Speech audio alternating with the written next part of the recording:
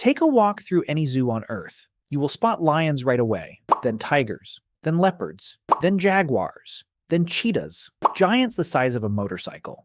Every muscle designed for one thing, killing. Then you stop at the wolf enclosure, and something feels off. The wolves look kind of ordinary. The heaviest gray wolf ever measured hit about 80 kilograms. A grown male Siberian tiger blows past 300. That makes the tiger nearly 4 times heavier, but hold on. Wolves and tigers are both apex predators. Both rule the top of their food chain. Both have haunted entire continents for ages. So why did the cats turn into monsters, while the dogs stayed the same size? Most folks shrug and say it is obvious. Cats are just born bigger. End of story. But that answer is completely wrong. And once you learn the truth, you will never look at your dog the same way, or yourself. Because this is not really a story about animals, it is a story about 2 survival plans. 2 paths that split apart millions of years ago.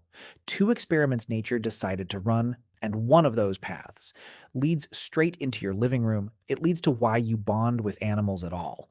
So stay with me until the very end. The last part will flip everything you believe about every dog you have ever loved. Let us begin. First, let us understand what big really means. A healthy Siberian tiger weighs as much as 2 grown men, stacked on top of each other. It can drag a carcass heavier than itself, straight up a near vertical cliff. It can kill a full-grown brown bear. It can drop prey 5 times its own weight in just a few seconds. And it does all of this alone. No teammates, no backup. Just one animal, and 400 kilograms of pure killing machinery. A lion works a little differently. Lions hunt together in groups called prides, but a single lioness can still take down a wildebeest, all by herself. The size is there, the power is there, the ability to kill solo is built into the hardware. Now picture a wolf instead. Fast, relentless, frighteningly smart, but stand one next to a tiger, and the wolf looks like a medium family pet, because physically that is basically what it is. The biggest wolves on the planet live in northern Canada. They top out around 80 kilograms on a great day. Most wild wolves live between 35 and 55. A tiger outweighs them 4 to 6 times over. So what actually happened here? Why did one branch grow into a giant, and the other just stayed average? The answer begins with how they chose to hunt. Watch what a tiger does. A tiger hunts completely alone, and it has no choice, because a tiger simply cannot afford a pack. It burns so much energy, it needs so much food. That one tiger claims a private territory, up to 1,000 square kilometers, just to keep itself fed.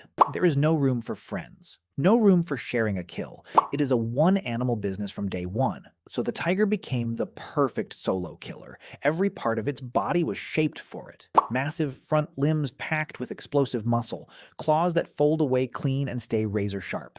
They hook into prey like grappling irons, a skull built to crush a spine in one bite, long back legs coiled like springs. The tiger slips into thick cover. It waits, sometimes for hours, perfectly frozen. Then it explodes. It clears 10 meters in a single leap. The prey barely knows what happened before it is already over. This move has a name: ambush predation, and ambush hunting pushes evolution one clear way, over millions of years. Size matters, because to kill an animal all by yourself, you must be big enough to overpower it alone. A tiger that is even slightly too small fails again and again, and starves. A tiger just big enough to win survives and passes on its genes. The big ones kept winning and kept getting bigger. Now flip to what wolves do. Wolves do not ambush. They run their prey into the ground. They pick a target, usually the weakest one in the herd, and they chase it across kilometers. Not a sprint, a relentless steady pace. They take turns pushing hardest. The front runners drop back to rest,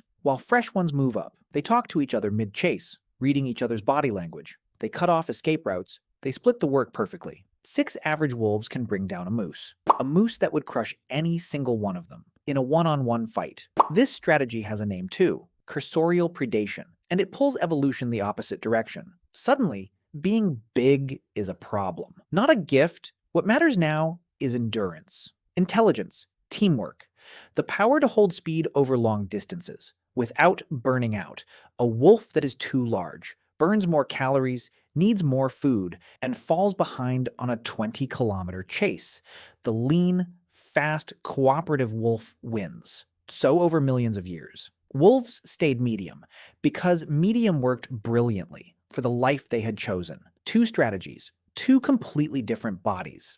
But here comes the twist. The part almost nobody knows. Because giant dog-like creatures did once exist, they were real, and they were huge, around 10 million years ago. A creature called Epicyon walked across North America. Epicyon was a canid, a full member of the dog family, and it weighed up to 170 kilograms. That is heavier than a male African lion. It had a massive skull built for raw power, jaws that could crack bone, the way a hyena does today. Scientists call it a bone-crushing dog. It was one of the largest land carnivores alive, on the whole continent. So we did have a giant dog once. Then why is it gone? The answer explains everything. Epicyon gambled on a middle path. It pushed toward large, solitary size, toward raw, crushing power. But it wasn't quite a cat, and it was not quite a wolf. It lacked the retractable claws, it lacked the explosive ambush body, but it had also drifted from the lean pack model, the one that makes cooperation so deadly. It was stuck between two winning ideas. Then the climate of North America shifted. Grasslands spread out. Prey moved and changed. Animals that adapted fast survived. The flexible medium pack hunters made it, but Epicyon carried 170 kilograms of body. It needed huge amounts of food every week just to stay alive, and it could not adjust fast enough. This is the hidden cost of being a giant. The energy bill is brutal. A 170 kilogram predator must kill constantly, just to keep its own body running, if prey gets scarce for even a short while. A lone giant faces a crisis it cannot cooperate its way out of.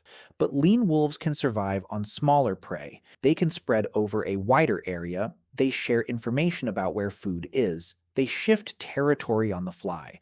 The giant loner has none of that. So when times got hard, Epicyon could not find a way through, and nature quietly erased it. The experiment failed. The dog family went back to what it did best. But now a fair question appears. If being a giant is so risky, then how did the cats pull it off? Cats have something dogs never built: retractable claws. A cat's claws stay tucked inside soft tissue. They never touch the ground, so they stay perfectly sharp forever. When a tiger grabs struggling prey, those claws snap out like hooks. A dog's claws touch the ground with every step, so they stay permanently blunt. That is why you cannot scale a wolf into a tiger. Now think about your own dog. It follows you from room to room. It sees you as its pack. Nature already tried the giant dog, and the ones that survived just stayed together. Then eventually they found something better. They found us.